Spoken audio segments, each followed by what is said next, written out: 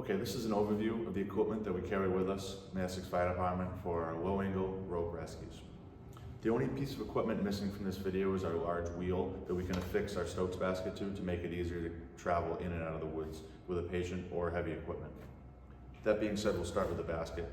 At Essex, we have a two-piece Junkin Stokes basket. It can be separated in the middle by removing pins. At the head of the basket, we have a low-angle rescue bridle permanently affixed to the Stokes with a helicopter ring at the end. Just below that, always left attached to the Stokes, is our victim harness. Our basket has 4 patient securing straps as well as a padded back plate. In addition to our basket, we go to a low angle rescue, we want to bring these 2 bags. Our red bag is our main bag and our blue bag is our belay bag. Now we're going to discuss the contents of our main bag. Our main bag is red and it's labeled main 1 on the front of the bag. Just like our belay bag, it carries 300 feet of color-coded rope. The rope in this bag is red. In addition to the 300 feet of rope, we have 3 accessory compartments on this bag. Starting with the left side of the bag, we have 2 harnesses. These harnesses are labeled size 1 and size 2 on the inside of the waist strap.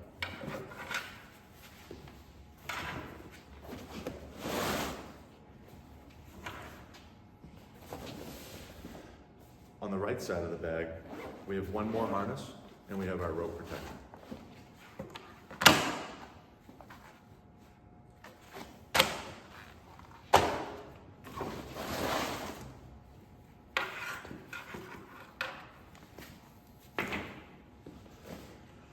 At the front of our bag, we have our hardware, our prussics, and extra webbing. All of this can be accessed by unlatching this 1 carabiner and pulling out all of our hardware.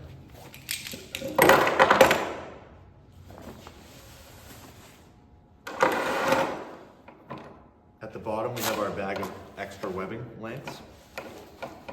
We have several carabiners, extra prussics, 2 single pulleys, and we have our CMC capto. Inside the main compartment, we have our helmet for our rescuer going downrange. And then much like our front compartment, we have a loop with 1 carabiner attached. When you remove that carabiner, lay the bag down, all of the contents will come out as one.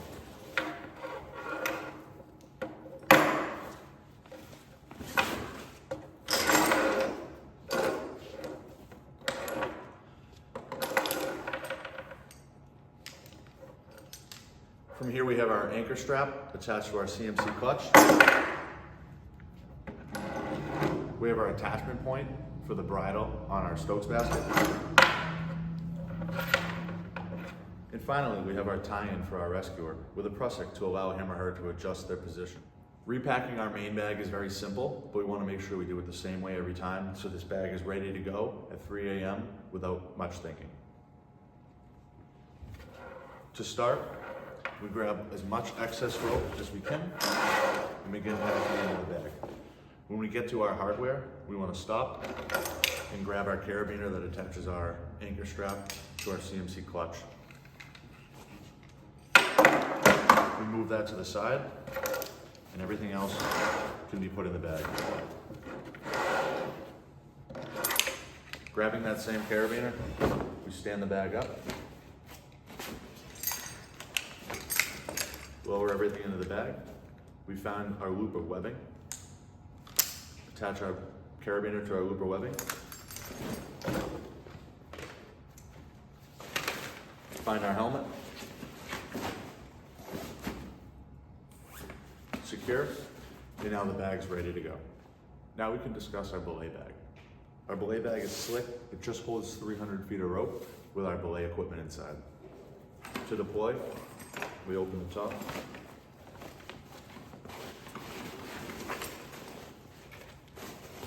And we remove our helmet. Much like on our main bag, we find our loop of webbing with a carabiner attached to it. We remove that carabiner, lay the bag down, and we pull everything out.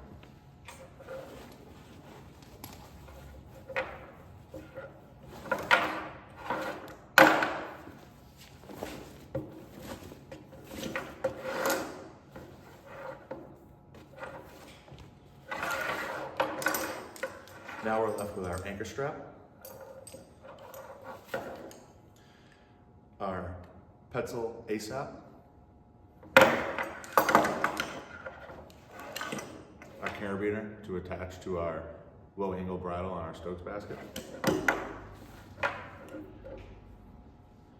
as well as our carabiner to attach to our rescuer with a prusik to allow him or her to adjust their position on the rope. To repack this,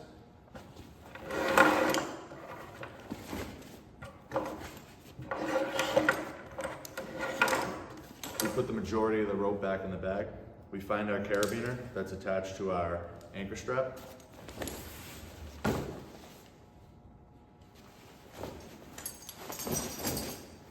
We find our loop of webbing, attach our carabiner to it.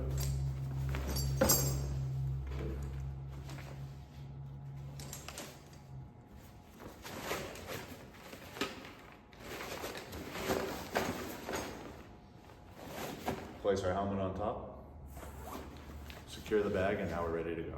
Now we're going to discuss our rapid setup to send 2 rescuers in a Stokes basket down a hill. First, we reach into our main bag, we find our loop of webbing, unclip our carabiner, and lay our equipment out.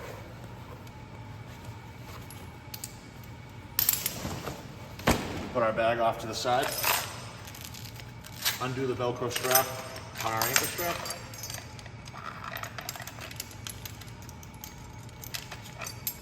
Unscrew our tri-link. Wrap our anchor strap around a substantial object.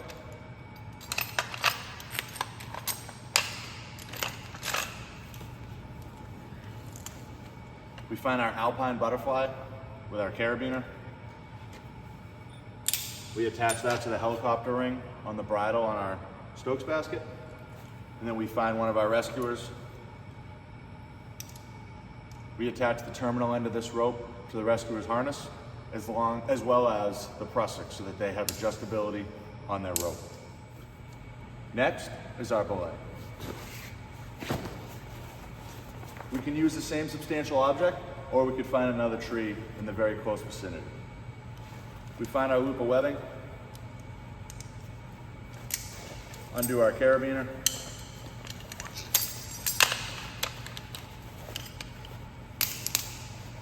and we remove our equipment.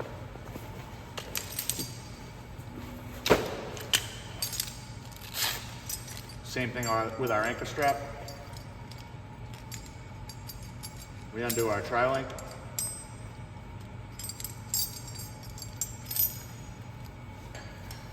Wrap our anchor strap around our bomb-proof anchor, ensuring that we screw closed our tri-link, and that our tri-link is oriented correctly. We want the 2 D-rings at the base of the triangle, with the carabiner heading towards the victim at the top of the triangle. Same with our main. We then find that alpine butterfly again, clip it into our helicopter ring,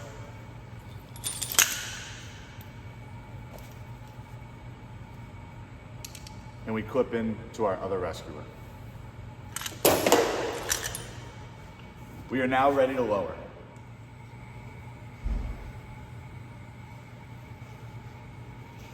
Once our rescuers have made it to the victim, and they're going to be in the same spot for a while, we can go ahead and place our clutch in the stop mode. When it's time to haul our rescuers and our victim back up, we're going to grab a bite of rope coming out of our rope bag. We're going to grab our webbing that has our hardware on it and remove our CMC cap dough.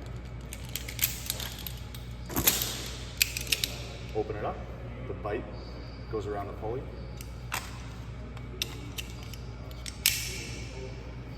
We secure it on our rope. And we move it down our rope. Now we're ready to haul. We can put our clutch in standby mode.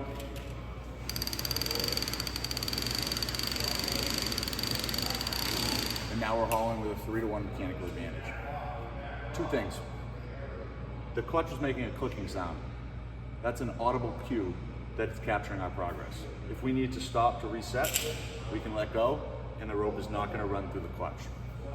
Also, the person on the belay needs to ensure that they are constantly chasing our progress as we haul. If we find for whatever reason 3-to-1 mechanical advantage is not enough, it's very simple to convert this to a 5-to-1. We grab our 2 single pulleys with carabiners.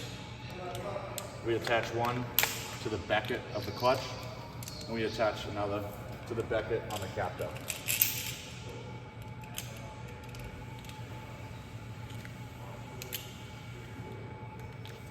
We open up both single pulleys. We put a biter rope through the single pulley on the clutch. We come back up to the single pulley on the capto. Put another biter rope through there. And just like that, we convert it to a 5-to-1.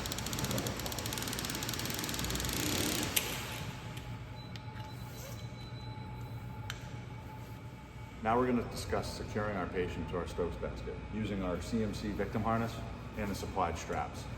Before we attach these straps, we want to get the waist harness on our victim. First, remove the harness from the bag. Make sure the harness goes over the patient's shoulders.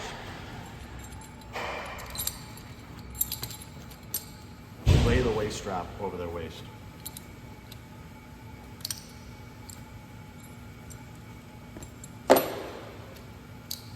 Unclip the D-rings and feed them under the patient's legs.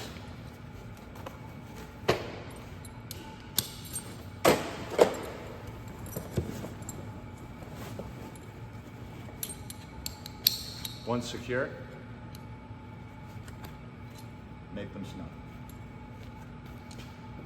Then we can come to the head and we can feed webbing through our buckle.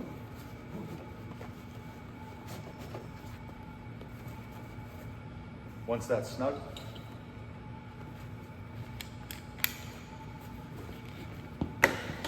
we can go ahead and secure the rest of our straps.